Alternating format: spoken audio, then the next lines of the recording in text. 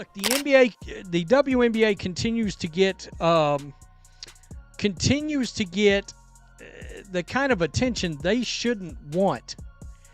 All right, again, Colin Cowherd is making a point to talk about the WNBA again. He does it now multiple times a week, but only when it comes to one player, or in this case, one player and what it is the rest of the league is doing to her. So now we're seriously talking about trading Caitlin Clark? That's where we are? Just when Indiana fans stopped hyperventilating, in comes Colin Cowherd, tossing jet fuel on the fire like it's his side hustle. The man loves his hot takes, but this one could launch a civil war in sneakers. Is it over the top? Absolutely. But is he totally wrong? That's where the chaos begins. Caitlin Clark finished 9th in player voting. In fact, she finished behind one of her own teammates in player voting. The pettiness has no bounds. For years, the WNBA players were pointing fingers. They were saying people are sexist, we're not being promoted, we're underappreciated, and then they get the golden goose and they don't like what it looks like. When the wave hits, ride it. They wanted to fly private. They wanted to be more popular. They wanted sold out arenas. They got it. I wouldn't have guessed that Caitlin Clark would be this. Once again, the WNBA has found a brand new way to trip over its own success. Growing the game? Building rosters? Nah. They've pivoted to self-inflicted disasters.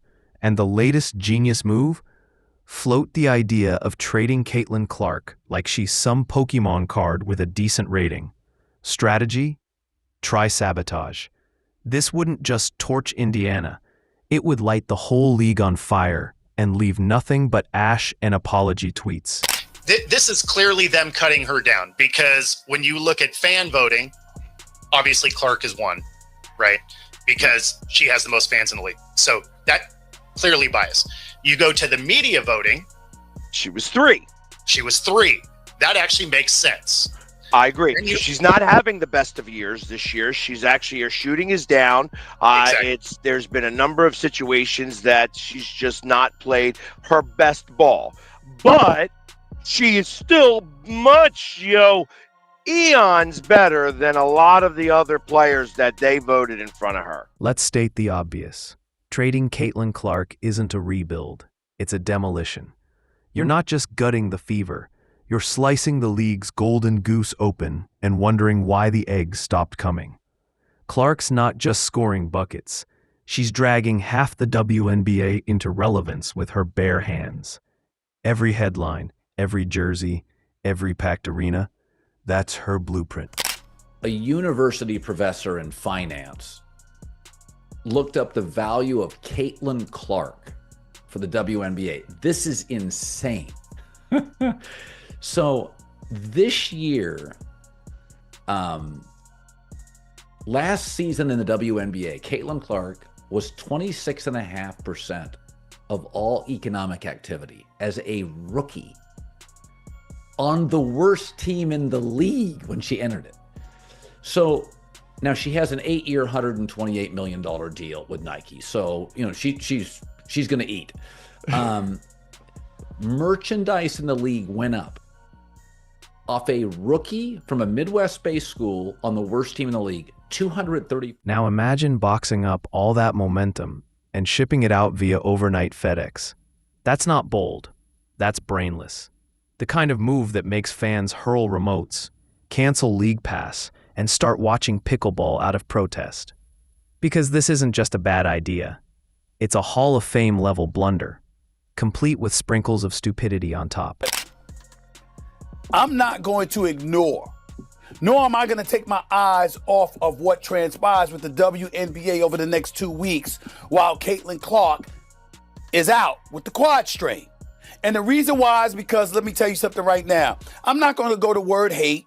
I'm not going to be out there like RG3 was saying that Angel Reese hates Caitlin Clark or other players hate Caitlin Clark. But I will say this. I don't think it's specific about Caitlin Clark. I think it's what Caitlin Clark represents. See, it's through no fault of Caitlin Clark. Caitlin Clark ball. She balled at Iowa in college. She's balled since she's been in the NBA. She came into the league last year with no break whatsoever between the college game and the pro game and did her thing. And oh, it gets juicier. Not only are we entertaining the dumbest trade rumor of the year, but we've now got the coaching twist nobody asked for. The same coach who once watched Clark get poked in the eye like it was halftime entertainment is now her new boss. What's next? Let the team masseuse coach practice? This isn't a coaching hire.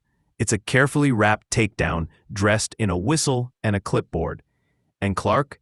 She's not being coached. She's being cornered because, let's face it, this isn't about style clashes. It's a Cold War in Nikes. Caitlin Clark had another, whatever you want to call it, confrontation in a WNBA game. Like, why is this happening? The Caitlin Clark phenomenon is one that I got wrong. I never really thought that Caitlin Clark would make the difference that she has in college basketball or in the WNBA. What other sports analogies are out there that are in any way similar to the impact that one individual has had on a larger sporting universe? Tiger was. And why now? Why muzzle your biggest star just when people finally care? Simple. Control. The league doesn't want a superstar it can't micromanage. Clark has power. Real, uncomfortable, headline-grabbing power. And when you can't control that kind of momentum, you try to neutralize it. You hire a hitman in coach's clothing. Call it development. But the fans, they've got eyes and receipts. She doesn't always get the consistent great star whistle. I think they're still kind of figuring out how to officiate her, right? Like I've said this for years when I covered Shaq and went to Shaq got fouled more than anybody I've ever seen. I mean, it was insane. People bounced off Shaq. Jokic complains constantly, like people are bouncing off me. She doesn't quite get as favorable a whistle as you think. So I think neither does Steph too. That's the funny. This isn't some strategic rebuild. It's sabotage with a playbook. And everyone sees it. The fans see it. The media sees it. Even the popcorn guy in row 5 sees it. Meanwhile, other franchises are drooling. Send Clark to Vegas? They'd build a statue, ship her to New York. She'd own Times Square. But keep her benched under this regime and you're locking fireworks in a freezer. Nothing explodes. Everyone's bored. In Indiana, they don't rebuild. They disappear. So we all know who Caitlin Clark is. She's the golden goose, laying those golden eggs for the WNBA to prosper. Well, a lot of times we notice that the WNBA is resisting this golden goose and resisting this bump and this force of nature, which is Caitlin Clark. So we're going to dive deep into that. What's behind that? Is jealousy, envy, pettiness, all the above, more than that? We're going to have to go. Everyone knows who Caitlin Clark is. She's not just a player. She's the WNBA's walking stimulus package. But the league, they're resisting her like she's an allergic reaction. Why? Jealousy, ego, pettiness. Take your pick. But instead of embracing the golden goose, they're chasing it with a butcher knife. And we've got to talk about it. So it's the last part of it, the players vote, that I take some exception to. And I'm not a big Caitlin Clark fan. Like, I don't care either way. But they vote her 9. And why I find that absolutely hilarious is you can say she's 9 if you want, but you don't treat her like she's 9. Because when she was here in town, they were picking her up 3/4 court the entire game. And they had her double teamed the entire game. Now, is your shooting efficiency going to go down? Want to kill momentum? Bench your biggest star. Want to make it worse? Hire her basketball nemesis as coach, then wrap it all up in PR buzzwords like system fit and balance. This isn't coaching. This is a surgical strike, a calculated campaign to shrink the spotlight before it blinds the front office. The goal? Make Caitlin Clark look replaceable. The reality? You just declared war on your own fans. Caitlin Clark was number 1 among fans, number 3 among media. What do you think she was among players? Dead last. It's not last. No, not last, no. But Barely made it to the top 10. So she was 1, 3, and 9. Dick Vitale went off on a whole rant. It is pure jealousy. Someday these players will realize what she has done for them. They now have chartered planes, increase in salaries, sold out crowds, improved TV ratings. Stop being jealous haters on Caitlin. So go ahead. Keep justifying it with vague coach speak. Keep feeding us development nonsense. But don't act shocked when the ratings crash, the seats empty, and your golden girl walks, taking her millions of fans with her. And if that happens, don't blame Clark. Blame the suits who turned a generational moment into a cautionary tale. At this point, it's not a conspiracy. It's choreography. The league isn't making mistakes. It's following a script. A bad one. Now let's look at the viewership, right? So I'm looking at here. So before the WNBA, before Caitlin arrived, the WNBA averaged around 300,000 to 400,000 viewers per game on national television, right? 300,000 to 400,000 viewership, right? The 2023 season, they said they saw an average of 367,000 viewers, right? When Caitlin Clark came, with her presence, viewership has increased with some games drawing over 1 million viewers, right? Caitlin Clark's WNBA draft for her drew 2.45 million viewers.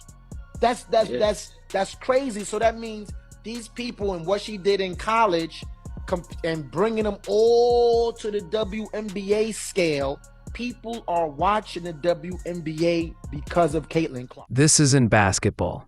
This is punishment with a scoreboard. And through it all, Clark remains composed. No tantrums, no tweets, no drama. Just a Midwestern assassin with a jump shot and a target on her back. The league is acting like it's running a team. It's running a reality show. And this coach, she's not a mentor. She's a passive-aggressive gatekeeper. They don't want Caitlin leading. They want her diluted. Seen, but not central. Celebrated, but only from a safe distance. There's a lot of hate on Caitlin Clark, and I think because she's white, because she's a hooper and she's going out there and bust people's ass every single night, and it's this little pretty petite country girl that you're not expecting. Again, she's not super athletic, she's not super big, but boy, can she shoot that ball, and she is must-watch TV. I think when she was hurt a few weeks ago, they said viewership dropped by 52%.